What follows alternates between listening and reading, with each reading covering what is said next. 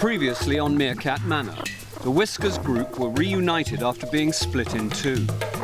And dominant female Flower was furious with Tosca when she was caught red-handed in charge of the breakaway group.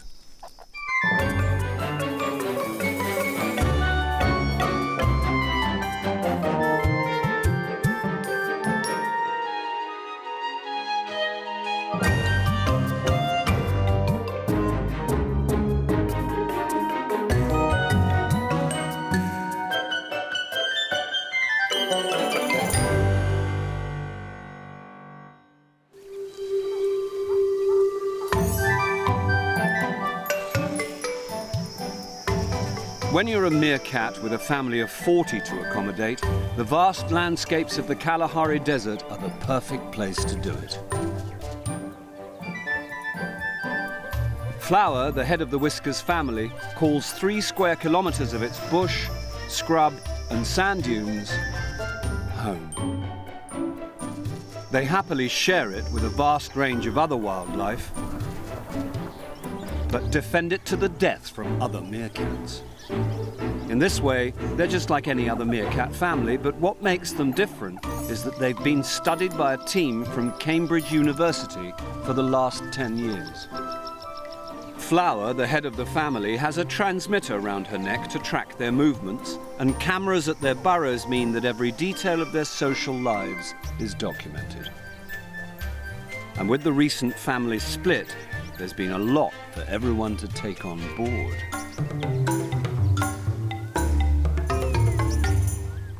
The Whiskers family are doing their best to settle back into the normal pattern of their lives here in their little corner of the Kalahari. But it seems no one has forgotten the trauma of the breakup. All the females who ended up in the breakaway group are keen to tell their boss Flower how sorry they are by being very submissive. Although it wasn't their fault, the fact remains that they followed a different leader, and that's treason. Flower's partner, dominant male Zaphod, is also enjoying the attention of some of the young males, who mistakenly followed his brother Usarian when the group split. What they're doing is just good family politics and is helping to heal the rift. The key thing for both of them is to remain aloof and assert their superiority, something Flower is an expert at. But there's no way back for Flower's daughter Tosca. She had already been evicted from the Whiskers by Mum and was then caught red-handed in charge of the splinter group. Now she is public enemy number 1 and is not allowed anywhere near the family. Her sister Daisy, by contrast, got away scot-free. She was originally in charge of the splinter group from the start, but handed over to Tosca just before Flower came back. But she may not be so lucky with her next misdemeanor. If she's looking a little ungainly in her walk as she forages for food, it's because 70 days ago Daisy had an illicit liaison. She sneaked off for a romantic encounter with Carlos. He's the Casanova of the meerkat world and seems to have a knack with the Whiskers girls. Despite being part of the Lazuli family, they're arch rivals. Now she is about to give birth to his pups. Unfortunately, dominant female Flower jealously reserves all breeding rights for herself, and she won't be happy. But right now, all Daisy cares about is finding a last meal. Flower's greedy pup Mitch is up to his usual tricks and has decided he wants Jogu's millipede. The last time these two fought over food, Mitch was twice the size of Tosca's pup, so it was a steal. But Jogu has come a long way since then, and he's determined not to let this big bully get the better of him.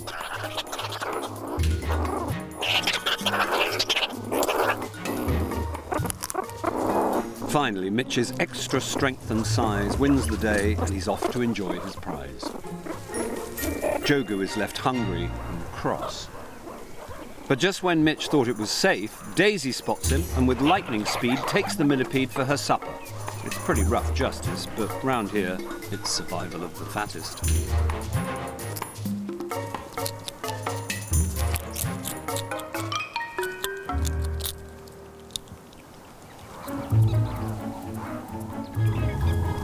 The family have spent the whole morning foraging, but they are always on alert for danger and have picked up an unwelcome scent.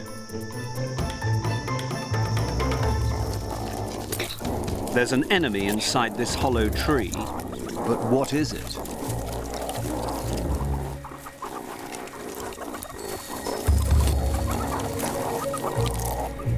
Flower leads the family as they use their threatening spit calls to tell whatever it is in there to go away.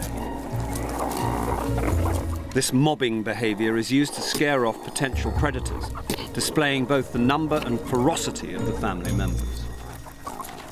The last time they did this was to mob a puff adder, which eventually bit Shakespeare on the leg and nearly killed him. This time he's wisely positioned himself up the tree. But the tree is home to an altogether different foe. It's a genet, a type of wild cat, not much bigger than a domestic cat, who would be only too happy to have a meerkat pup for lunch. Flower's latest litter are watching the action from a safe distance.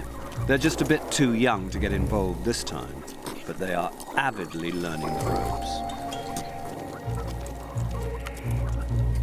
The brave little meerkats take it in turns to stick their heads into the tree and spit and growl at their enemy. The group are not going to give up until they have sent the genet packing.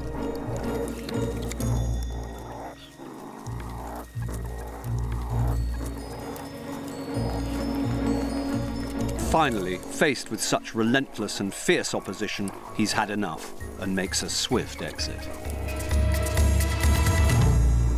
And with the job done, the Whiskers can relax. This has been a great chance for the family to pull together, work as a team, and show that they are a united unit once again. But as they head back to the burrow, there's one family member who's been noticeably absent from the mobbing, and that's Daisy. She has spent the afternoon giving birth, and now she's in a state of confusion. Unfortunately, she chose a bolt hole to have her litter, and it's a few hundred meters away from the main burrow where the family are living. Whether she did this to protect her pups from the wrath of Flower, who may kill the pups of any subordinate female, or whether it's just the inexperience of a first-time mum, either way, it was a big mistake. Eventually, she goes below ground to check on her new arrivals. She may have had up to 7 pups, and they will be needing a lot of feeding. As the day draws to an end, the rest of the family return from their foraging trip. Keen to get home, they run straight past the bolt hole where Daisy has given birth. But some of the Whiskers pick up her scent.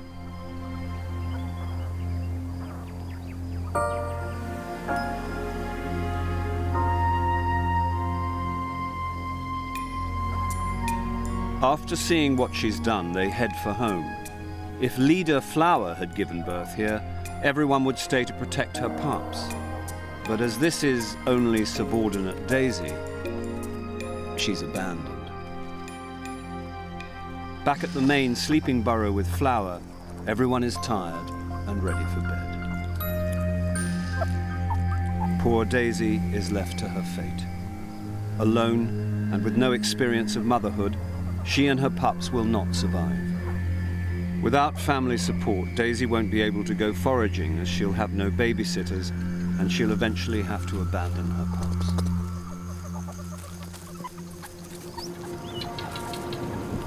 But as the evening draws in, the family are becoming anxious. Despite making the decision to sleep at their main burrow, they simply can't settle. Daisy is miserable and scared. She wants to be with her family. But with a storm brewing, she decides to follow her maternal instincts. Daisy can only hope that someone in the family comes to her rescue.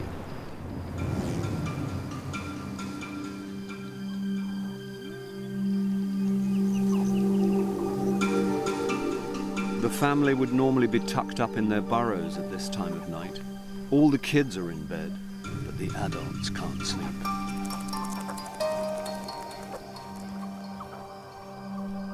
In the pitch dark, some of them make their way to Daisy's burrow. Meerkats rarely risk being out at night. There are too many predators, so this must be serious. Daisy's little family can't stay out alone, but it's too dangerous to move pups who are just hours old. No one knows what to do. Flower hesitates, then eventually decides to go and investigate. She could end the whole problem here and now by killing the pups. Moments later she emerges, but what has she done? Flower may have handed out some tough medicine to Daisy. Having pups is strictly against the rules, and now she's put the safety of the whole family at risk. Underground, Daisy is alone again. But suddenly, she has a visitor. It's Eucerian. He's infamous for forcing den moves with pups who are too young, and last time he did it, one of Mozart's pups died. So what's he got in mind this time?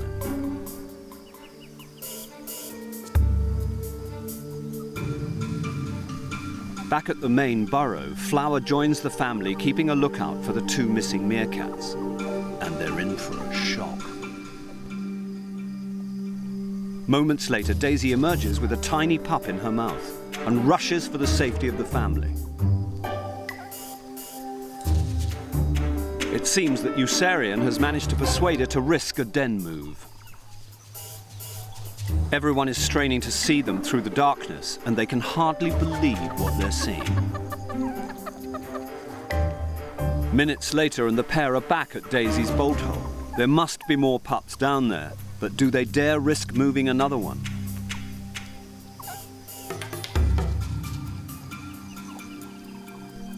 Eucerian emerges with Daisy close behind, and she's got another newborn pup in her mouth.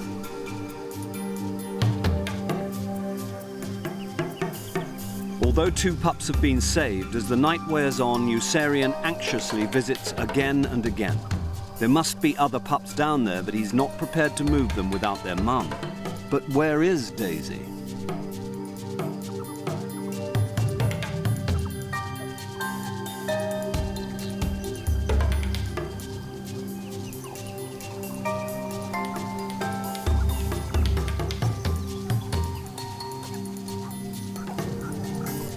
Eventually, Eucerian admits defeat.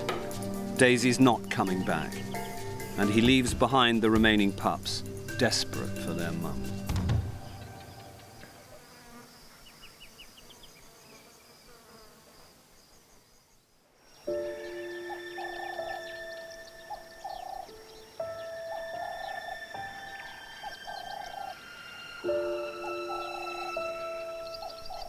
The next morning, Daisy is the first up, and her first instinct is to return to her abandoned pups.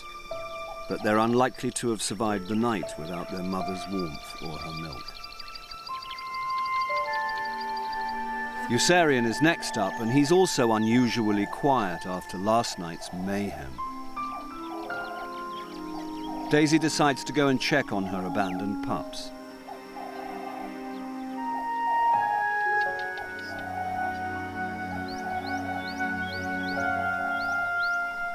Flower is also up and about.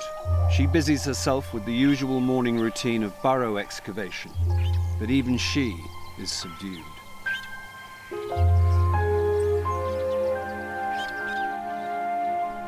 Daisy goes below to check out the birth chamber. The distance between the two burrows is just a few hundred meters, but when you're just 30 centimeters tall, it's a bit too far for comfort.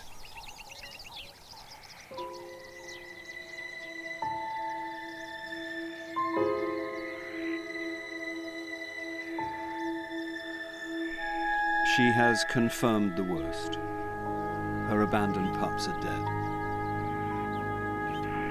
But there's no time to dwell. She has to get back to the two little pups she managed to save. The rest of the group decide to investigate the bolt hole. As group leader, Flower wants to see for herself what's happened. Daisy can do nothing about it. She just has to try to look after her surviving pups.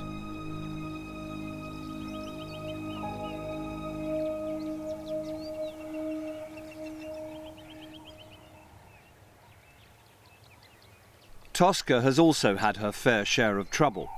She's been shunned by the family again, but is still wearing the radio collar that was used to track the breakaway group. Now she's on her own, it's no longer needed. But if it wasn't enough that her whole family were out to get her, the researchers from Cambridge are also keen to get a closer look, but for a very different reason.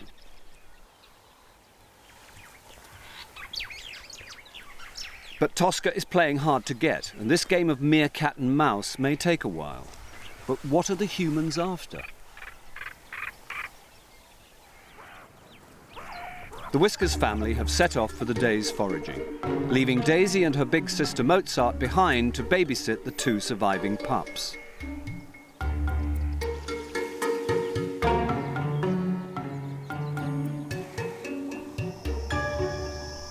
But the group haven't got very far before they find another unwelcome inhabitant of their territory.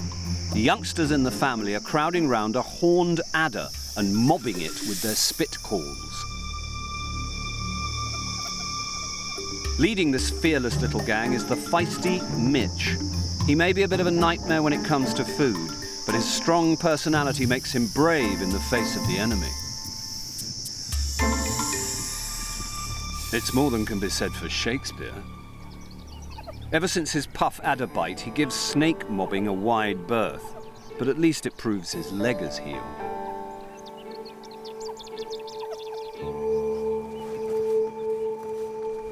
Like the snake, poor Tosca has been cornered and is rushed to a waiting van. The researchers are simply after Tosca's radio collar. Tosca can't feel a thing as the collar is gently but finally removed.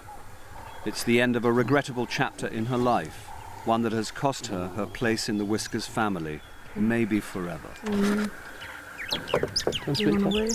After so many weeks in exile and being unable to forage properly, the team are interested to see if she's lost weight.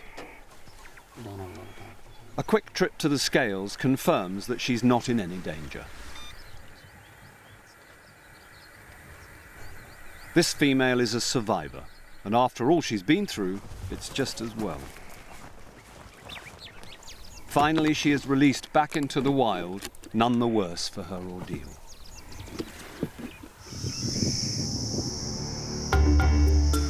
The snake's ordeal is almost over too. The horned adder's bite is not normally fatal, so the youngsters have been using him to practice their mobbing techniques.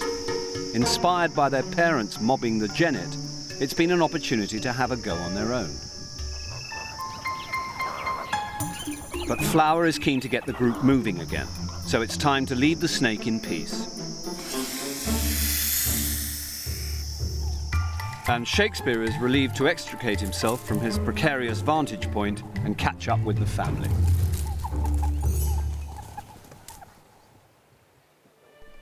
Back at the burrow, Daisy's ordeal is far from over.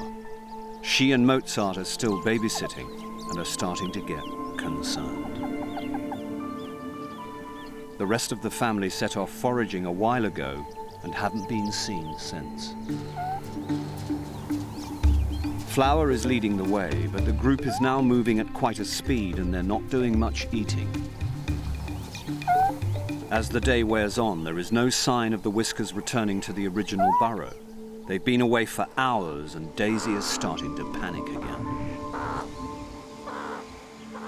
The Whiskers are at least half a kilometre away, and this is starting to look more like a den move than a foraging trip. It seems that Flower has decided that it's time to make a fresh start in a new home. It's one way of dealing with the problem of unwanted pups.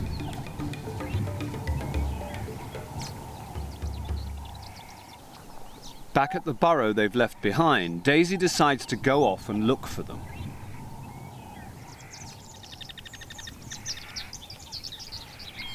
But after half an hour of searching, there's still no sign of them.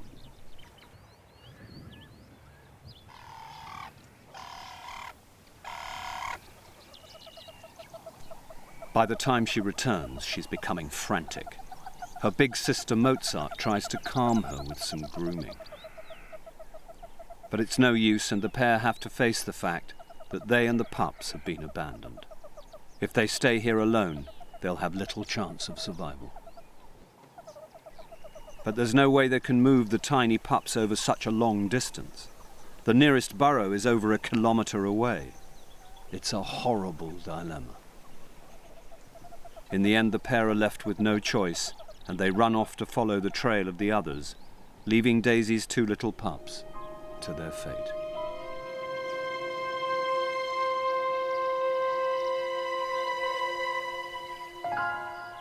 It's getting late by the time the family reach the new den site.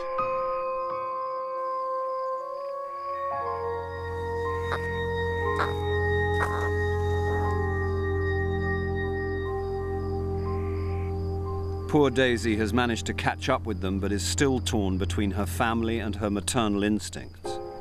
But going back to the pups would be suicide. As the family settle in for the night, Daisy's made her choice. The last 24 hours have been an ordeal, but at least she's with her family again. Yossarian tried his best to help with her pups, but it just wasn't enough.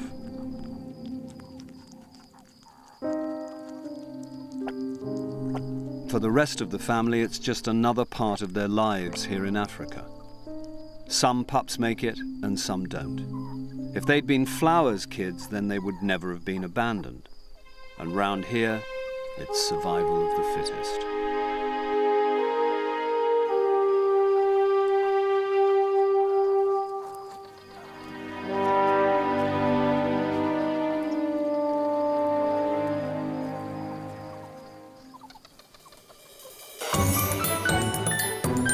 Next time on Meerkat Manor, 2 inexperienced babysitters get into trouble when boredom makes them abandon their duties, and Tosca gets a little too close for comfort.